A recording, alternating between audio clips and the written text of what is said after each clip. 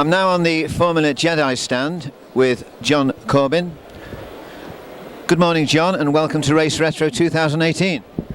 Good morning, and thank you. And this is your debut, the car's debut at Race Retro, is that not correct? That's the first time we've been here, yes.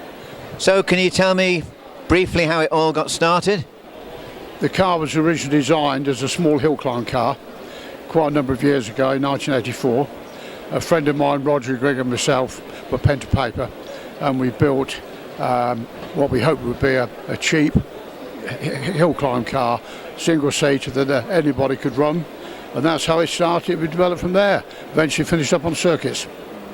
So when you went onto circuits, did you run with the Monoposto Club initially? No, first time we were on circuits was with the BIRC on a 500cc Formula, and we ran half litre two strokes, and that was in the early 90s. And then I remember filming the first F600 race at Castle Coombe in 97? It was 97, Easter 97.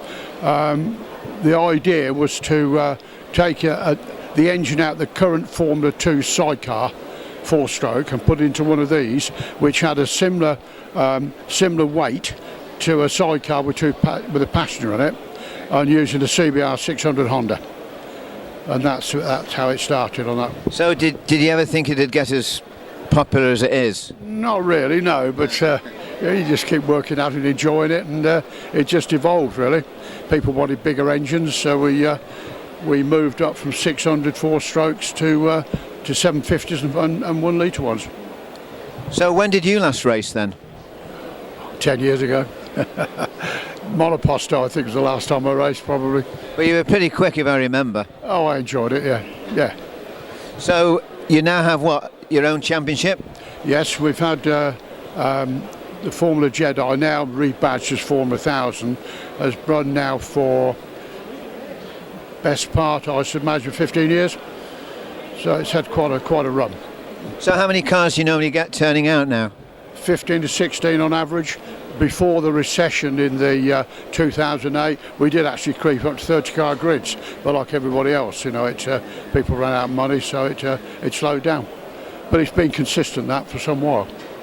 Well, they are a lovely-looking little car, and it's got the slicks and the wing, which I think is what people come into. You know, when you've been in Formula Ford, maybe you want to progress into something with slicks and a wing, and this is a good jump up, isn't it?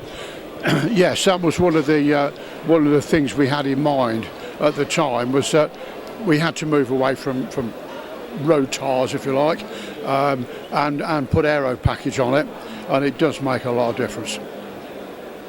A lot of difference. So really this could be a stepping stone from Formula Ford into Formula 3, or? Yeah, currently the lap times that have been produced are faster than Formula 4 and a bit slower than Formula 3, so it's in between. But of course the budget is much less, a lot less, and anybody who wanted to do some seriously fast circuit racing on a budget that is a lot less than anything else, it's the way to go. And so what do you think's the future for the car now then? Future, we're working all the time making odd things more reliable. We want to make the circuit racing a bit more interesting. We're running reverse grids now, which has gone down extremely well. Try and move things forward without making the cost too high. That's the key. Keep the cost down. Keep the cost down, yeah. Well, thank you, John, for all the information and the interview, and I hope the show continues to go well for you. Thank you very much for the interview. Thank you for your time.